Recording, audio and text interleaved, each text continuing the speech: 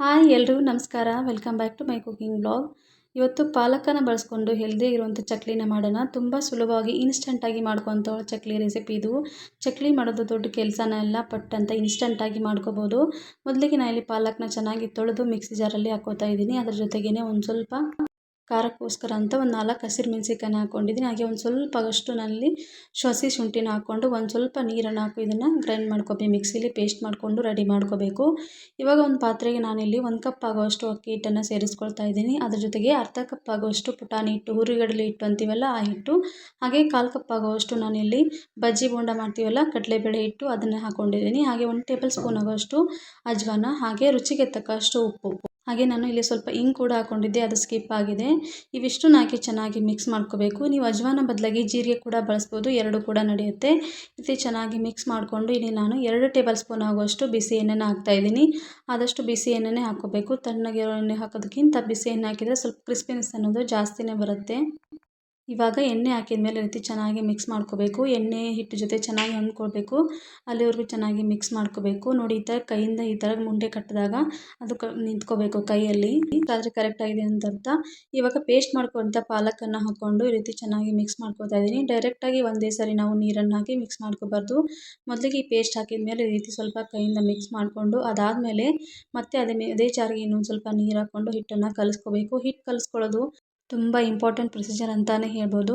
ಇವಾಗ ಮತ್ತೆ ಇನ್ನೊಂದು ಸ್ವಲ್ಪ ನೀರನ್ನು ಹಾಕಿ ಈ ರೀತಿ ಚೆನ್ನಾಗಿ ಮಿಕ್ಸ್ ಮಾಡಿಕೊಂಡು ಕಲಿಸ್ಕೊಳ್ತಾ ಇದ್ದೀನಿ. ಒಟ್ಟಿಗೆ ನೀರು ಹಾಕಿ ಕಲಿಸ್ಕೋಬಾರ್ದು, ಸ್ವಲ್ಪ ಸ್ವಲ್ಪನ ನೀರು ಹಾಕಿ ಚೆನ್ನಾಗಿ ಕಲಿಸ್ಕೋಬೇಕು. ಹಿಟ್ಟು ಅನ್ನೋದು ಯಾವ ರೀತಿ ಇರಬೇಕು ಅಂದರೆ ಕೈಯಿಂದ ಮುಟ್ಟಿದರೆ ಸಾಫ್ಟಾಗಿರಬೇಕು, ಗಟ್ಟಿಯಾಗಿ ಹಾರ್ಡಾಗಿ ಇರಬಾರ್ದು. ಆ ಥರ ಏನಾದರೂ ಹಾರ್ಡಾಗಿತ್ತು ಅಂದರೆ ನಾವು ಚಕ್ಲಿ ಮಾಡಬೇಕಾದ್ರೆ ರೌಂಡ್ ಶೇಪಲ್ಲಿ ಬರಲ್ಲ, ಅದು ಬೀಳ್ತಾನೆ ಕಟ್ ಆಗಿಬಿಡುತ್ತೆ. ಸೊ ಹಾಗಾಗಿ ಸ್ವಲ್ಪ ಸಾಫ್ಟಾಗಿ ಇದನ್ನು ಹಿಟ್ಟನ್ನು ನಾದ್ಕೊಂಡು ಕಲಿಸ್ಕೋಬೇಕು. ಇದನ್ನೇನು ನಾವು ನೆನೆಸಿಡೋ ಅವಶ್ಯಕತೆ ಏನಿಲ್ಲ. ಪಟ್ ಅಂತ ನಾದಿದ ತಕ್ಷಣ ನಾವು ಕಲಿಸ್ಕೊಂಡ ತಕ್ಷಣ ಚಕ್ಲಿನ ಮಾಡ್ಕೋಬೋದು. ನೋಡಿ, ಈ ಥರ ಸಾಫ್ಟಾಗಿರಬೇಕು ಹಿಟ್ಟನ್ನೋದು. ಇವಾಗ ಚಕ್ಲಿ ಹುರುಳಿಗೆ ನಾನು ಒಂದು ಸ್ವಲ್ಪ ಎಣ್ಣೆನ ಅಪ್ಲೈ ಮಾಡಿ ಅದಕ್ಕೆ ಚಕ್ಲಿ ಮಾಡಬೇಕಂತ ಹಿಟ್ಟನ್ನು ಎಣ್ಣೆ ಅಥವಾ ತುಪ್ಪ ಯಾವುದನ್ನಾದರೂ ಕೂಡ ಹಾಕೋಬೋದು. ಈ ರೀತಿ ಸಿಲಿಂಡ್ರ್ ಆಕಾರದಲ್ಲಿ ರೆಡಿ ಮಾಡಿಕೊಂಡು ಚಕ್ಲಿ ಮೋಲ್ಡ್ಗೆ ಹಾಕ್ಕೋಬೇಕು.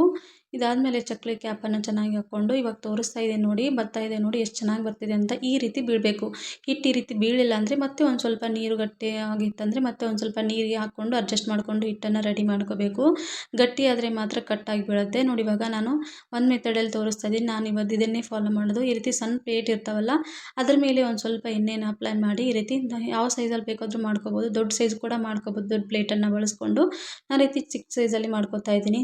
ನೋಡ್ತಾ ಇರ್ಬೋದು ಹಿಟ್ಟು ಎಷ್ಟು ಹದವಾಗಿ ಕಲಿಸ್ಕೊಂಡಿದ್ದೀನಿ ಅಂತ. ಈ ರೀತಿ ಇದ್ದರೆ ಮಾತ್ರ ಹಿಟ್ಟು ಚಕ್ಲಿ ಪರ್ಫೆಕ್ಟಾಗಿರುತ್ತೆ. ನೋಡಿ, ಈ ಥರ ಆರಾಮಾಗಿ ಚೆನ್ನಾಗಿ ಮಾಡ್ಕೋಬೋದು. ಇವಾಗ ಒಂದು ಮೆಥಡ್ ಆಯಿತು. ಇದರಲ್ಲಿ ಈ ರೀತಿ ಜಾಲರಿ ಇರುತ್ತಲ್ಲ ಅದಕ್ಕೂ ಒಂದು ಸ್ವಲ್ಪ ಎಣ್ಣೆನ ಅಪ್ಲೈ ಮಾಡಿ ಈ ರೀತಿ ಮಾಡ್ಕೋಬೋದು. ನಿಮ್ಗೆ ಯಾವ್ದು ಇಷ್ಟ ಆಗುತ್ತೋ, ನಿಮ್ಗೆ ಯಾವ್ದು ಕಂಫರ್ಟ್ ಅನಿಸುತ್ತೋ ಅದರಲ್ಲಿ ಮಾಡ್ಬೋದು. ನಮಗೆ ಡೈರೆಕ್ಟಾಗಿ ಎಣ್ಣೆಲಿ ಹಾಕೋಕ್ಕಾಗೋದಿಲ್ಲ ಅನ್ನೋರು ಈ ರೀತಿ ಫಾಲೋನ ಮಾಡ್ಕೋಬೋದು. ತುಂಬ ಬೇಗ ಕೂಡ ಮಾಡ್ಕೋಬೋದು. ಯಾವುದೇ ರೀತಿ ಭಯ ಪಡಬೇಕಂತ ಇಲ್ಲ. ಬಟ್ ನನ್ನನ್ನು ಕೇಳಿದ್ರೆ ನಾನು ಫಾಲೋ ಮಾಡೋದು, ನನಗೆ ಇಷ್ಟ ಆಗೋದೇನೆಂದರೆ ಈ ರೀತಿ ಪ್ಲೇಟಲ್ಲಿ ಮಾಡ್ಕೋಬೋದು. ಯಾಕಂದರೆ ಆರಾಮಾಗಿ ಎಣ್ಣೆಯಲ್ಲಿ ಹಾಕ್ಬೋದು. ನೋಡಿ, ಈ ಥರ ಲಾಸ್ಟ್ ಎಡ್ಜಸ್ಸನ್ನು ನಾವು ಈ ಥರ ಪ್ರೆಸ್ ಮಾಡ್ಕೋಬೇಕು. ಆ ಥರ ಪ್ರೆಸ್ ಮಾಡ್ಕೊಳ್ಳಿಲ್ಲ ಅಂದರೆ ಎಣ್ಣೆಯಲ್ಲಿ ಬಿಟ್ಕೊಂಡ್ಬಿಡುತ್ತೆ. ಹಾಗಾಗಿ ಒಂದು ಸ್ವಲ್ಪ ಪ್ರೆಸ್ ಮಾಡಿಕೊಂಡು ಎಣ್ಣೆಯಲ್ಲಿ ಬಿಟ್ಕೋಬೇಕು. ನೋಡ್ತಾ ಇರ್ಬೋದು, ಸ್ಪೂನಲ್ಲಿ ಹಾಕೋದಕ್ಕಿಂತ ಈ ಥರ ಪ್ಲೇಟಲ್ಲಿ ಹಾಕೋದು ತುಂಬಾ ಈಸಿಯಾಗಿರುತ್ತೆ. ಸಡನ್ನಾಗಿ ಸ್ವಲ್ಪ ಪಲ್ಟಿ ಹೊಡೆದು ಉಲ್ಟಾ ಮಾಡಿ ಹಾಕಿಬಿಟ್ರೆ ಆರಾಮಾಗಿ ಎಣ್ಣೆಲ್ಲೇ ಬಿದ್ದುಬಿಡುತ್ತೆ. ಈ ರೀತಿ ಎಣ್ಣೆಯಲ್ಲಿ ಹಾಕಿದ ಮೇಲೆ ಕಂಪ್ಲೀಟಾಗಿ ನೊರೆ ಕಮ್ಮಿ ಆಗೋವರೆಗೂ ಚೆನ್ನಾಗಿ ಫ್ರೈ ಮಾಡ್ಕೋಬೇಕು. ಹೈ ಫ್ಲೇಮಲ್ಲಿ ಇಟ್ಕೋಬಾರ್ದು, ಯಾವಾಗಲೂ ಮೀಡಿಯಮ್ ಅಲ್ಲಿ ಇಟ್ಕೊಂಡು ಎರಡೂ ಕಡೆನೂ ಚೆನ್ನಾಗಿ ತಿರುಗಿಸಿ ಫ್ರೈ ಮಾಡ್ಕೋಬೇಕು. ನೋಡಿ, ಇವಾಗ ಒಂದು ಬ್ಯಾಚ್ ಆಗಿದೆ. ಅದನ್ನು ಆಮೇಲೆ ಹಾಕಿದ್ನಲ್ಲ ಅದು ಇನ್ನೊಂದು ಸ್ವಲ್ಪ ಫ್ರೈ ಆಗ್ತಾ ಇರುತ್ತೆ. ಅಷ್ಟರಲ್ಲಿ ನಾವು ಮತ್ತೆ ಏನು ರೆಡಿ ಮಾಡ್ಕೊಂಡಿರ್ತಿಲ್ಲೋ ಚಕ್ಲಿನ ಅದನ್ನು ಹಾಕೋದು. ಈ ರೀತಿ ಹಾಕ್ಕೊಂಡ್ಬಿಟ್ಟು ಇದೇ ಕಂಟಿನ್ಯೂಸ್ ಪ್ರೊಸೆಸ್ಸಲ್ಲಿ ಮಾಡ್ಕೊಂಡ್ಬಿಟ್ರೆ ತುಂಬ ಆರಾಮಾಗಿ ಈಸಿನ ಚಕ್ಲಿನ ಯಾರು ಬೇಕಾದರೂ ಮಾಡ್ಕೋಬೋದು. ಯಾವುದೇ ರೀತಿ ಟಿಪ್ಸ್ ಅಂತ ಏನಿಲ್ಲ. ಯಾರು ಬೇಕಾದರೂ ಆರಾಮಾಗಿ ಚಕ್ಲಿನ ಮಾಡ್ಕೋಬೋದು. ಪಾಲಕ್ ಹಾಕಿ ಮಾಡ್ತಾರೆ ಚಕ್ಲಿ ಅಂತ ಸೇಮ್ ತುಂಬಾ ಟೇಸ್ಟ್ ಆಗುತ್ತೆ. ಬೇಕ್ರಿಗಳೆಲ್ಲ ಸಿಗುತ್ತೆ ನೋಡಿ, ಅದೇ ರೀತಿ ಇರುತ್ತೆ ಟೇಸ್ಟ್ ಅನ್ನೋದು. ಯಾವುದೇ ರೀತಿ ಡಿಫ್ರೆನ್ಸ್ ಅಂತೂ ಇರೋದಿಲ್ಲ. ನೋಡ್ತಾ ಇರ್ಬೋದು ಎಲ್ಲ ಚಕ್ಲಿಗಳು ನಾನು ಎಷ್ಟು ಚೆನ್ನಾಗಿ ರೆಡಿ ಮಾಡ್ಕೊಂಡಿದ್ದೀನಿ ಅಂತ. ನೋಡ್ತಿರ್ಬೋದು, ಕೈಯಿಂದ ಮುಟ್ಟಿದರೆ ತುಂಬ ಹಗುರವಾಗಿ ಪಳ್ಳಾಗಿ ಬಂದಿದೆ. ಒಂದ್ಸಲ ಟ್ರೈ ಮಾಡಿ ನೋಡಿ.